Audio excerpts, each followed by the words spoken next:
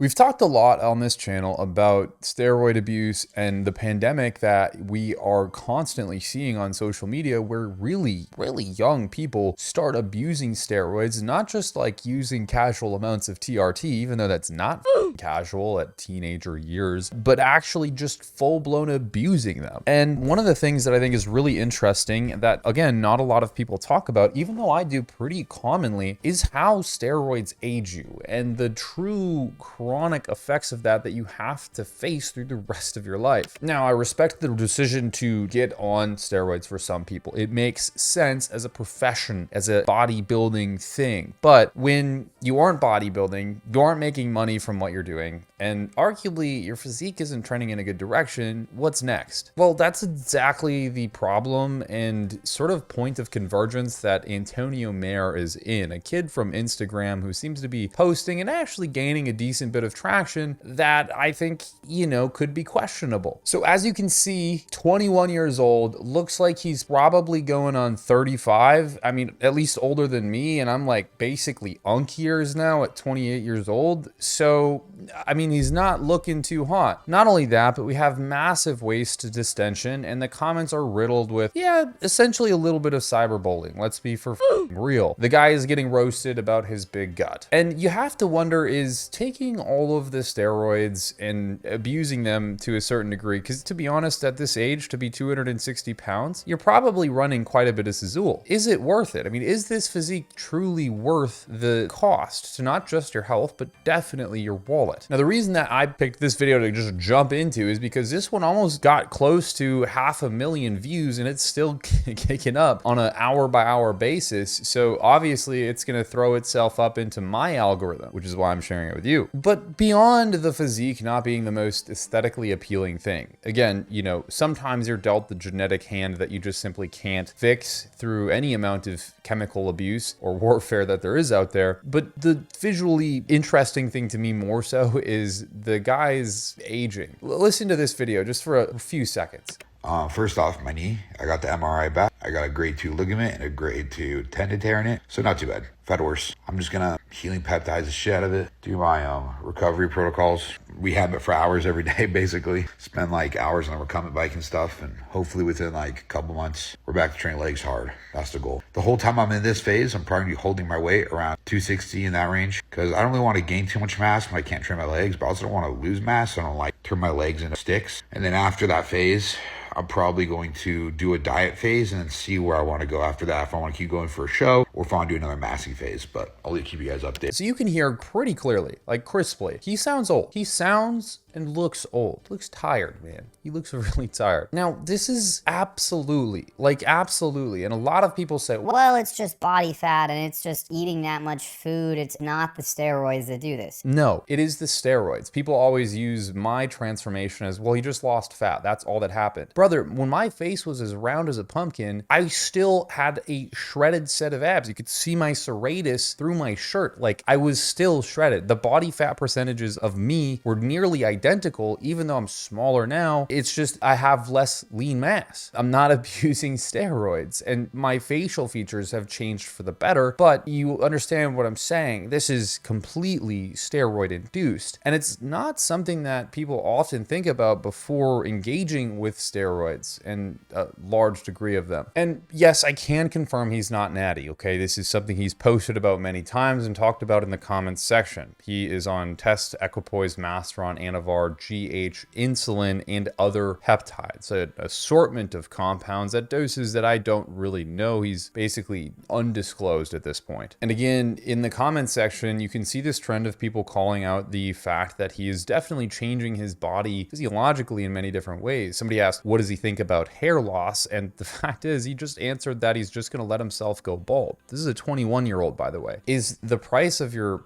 I don't know, personally for me, right? This is the equation that I think about in my head. Is the price of abusing steroids really worth, losing your hair? Look, guys, I'm sorry. I'm so sorry. But there is really good research to support that men with full heads of hair get better job placement than men without. Okay, I don't know how accurate that stands, right? We got Jeff Bezos doing his thing, but I do think there is a halo effect from having your hair, and to just willingly lose it for the extreme exchange of a physique that is interesting is, you know, somewhat concerning because you lose a bit of your identity in that. You know what I mean? You lose a bit of yourself. And, you know, as important as it is to lose your ego and become sort of selfless, this isn't necessarily what I think that means. Comments continue to arise in this exact video where he's detailing his cycle. How do you afford this kind of stuff? Because big surprise, gear is very expensive. Steroids are not just this like casual thing that you can bump into. We covered that 18-year-old who ran out of testosterone because I assume he either didn't have money for it or didn't have accessibility to it, but either way, it's an expensive product. You start adding in peptides and other pharmaceuticals that are not related to androgens, you really pump the prices. We can get up to, if you're paying retail for this stuff in the underground market, several $1,000s a month, right? When I was at my peak and I didn't know, you know, the interworkings of the system, so to speak, I was paying like probably close to $1,000-ish every other month or so for pharmaceuticals. And when you're 21 years old, definitely not working like a profession per se, that's a lot of money just to be scooping out and putting into bodybuilding. Not only that, but your grocery bill is going to be exceptionally higher than the standardized American. You're eating meat 6 to sometimes 7 times a day. And that right now with the current recession we're in, you're talking money, man. You're talking $400 to $500, if not more, a week. And so this comment's like, hey, how do you afford all of this? And he says, to be honest, I don't do anything. He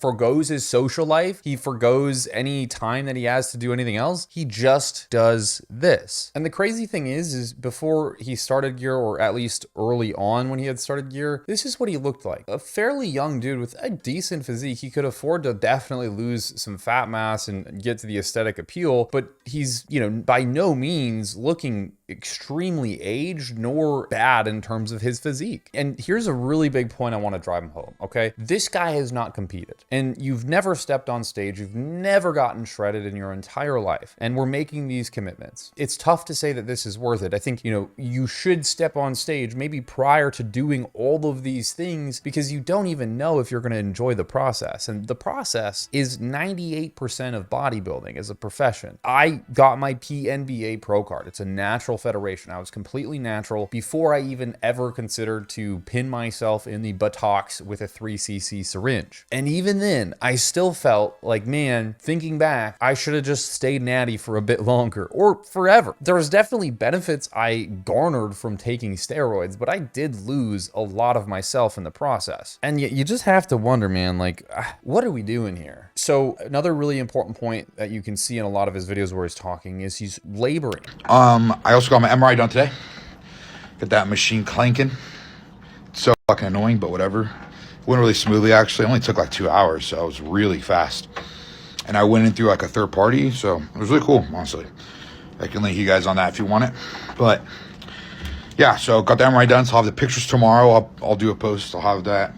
Like, he's struggling to breathe, and he might not perceive that. I'm breathing fine, but this is something I noticed personally after I stopped taking steroids, is like the pulmonary hypertension's a real son of a bitch. And other things like your throat expanding and edema, you start to like snore while you're awake, and your breathing becomes so much more labored without having to do any physical activity. If you go way back in my YouTube channel, you'll see that there's a lot of videos where every couple of sentences I'm gasping like Like, you could hear that on the mic, right? And this is a very scary hallmark of somebody who's gained a lot of weight very quickly and their body is definitely struggling to cope. And here's the thing. This guy could very well be an exceptional future bodybuilder. He could be a fucking rock star. I have no doubt in my mind he's capable of doing that thing. And I really do think that, genuinely. My mind is not necessarily all in it the way his is, and so I'm coming at this from a different perspective. It doesn't necessarily mean I hate on the guy. There's a really important thing to address here though. And I don't want to just like have my videos be shit talking. I really do try to make them educational and have you get some takeaway at least a little bit from each of them. You have to look at the cost of doing all of this stuff. Not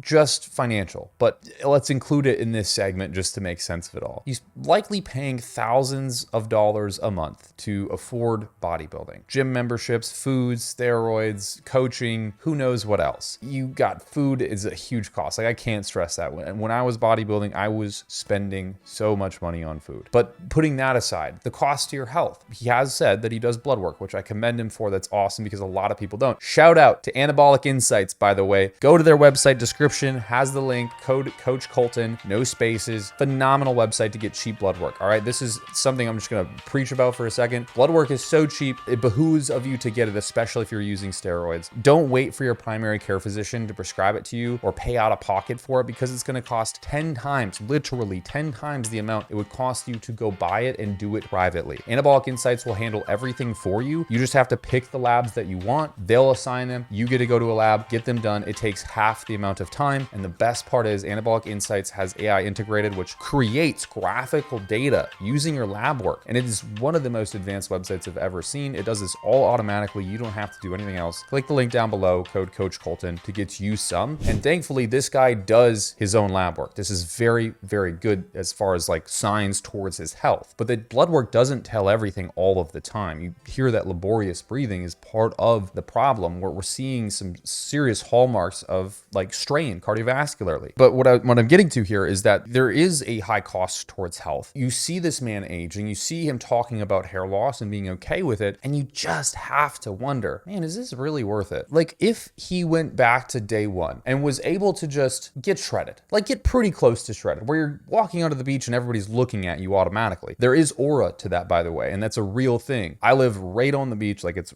right over there, 5 minutes away. You walk on the beach with your shirt off. Everybody on the beach, there might be like one guy there who is also decent, but like if you're lean, everybody's looking at you. And that kind of aura and fulfillment is nice. It is nice. It's egotistical as but it is a good feeling. If he had just like gotten really lean and had an exceptional physique, maybe natty, right? Maybe natty, maybe using a couple peptides, just something a lot more healthy. I wonder what his mindset would be then. I wonder if he would have gone down this exact path then. If he had gotten the fulfillment and recognition for being that kind of shredded, for being, you know, really well built naturally, or even just slightly enhanced without having to dig into the hard stuff, would he still be risking his hair? Would he still be spending multiple thousands of dollars? Would we be having these videos where his gut's distended so far because he's, one, abusing drugs, but two, eating so much food? I mean, I don't know about you, but to me, that's not what almost every single person I could ever imagine would think of as an ideal physique or something that they would want. So again, it begs the question, is this really worth it? Or maybe for him, is it some kind of delusion where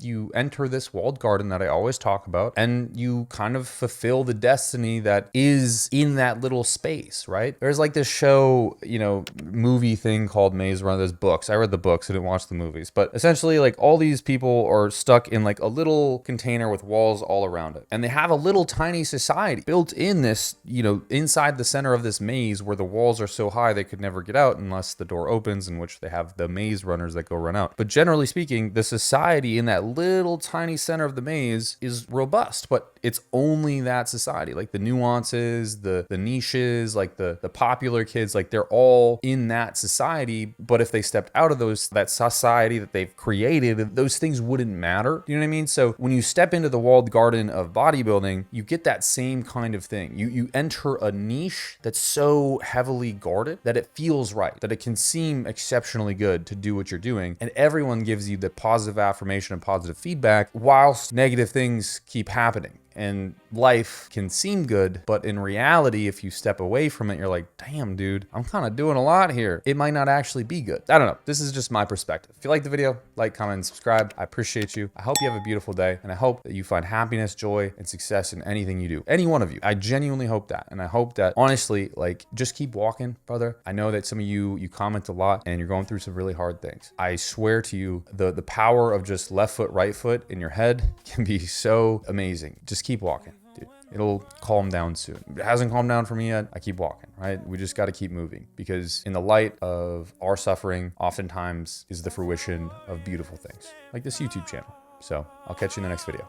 So keep walking, even when the pressure's crushing. Keep going when the world says you're nothing. forced to play this part, there's power in the suffering.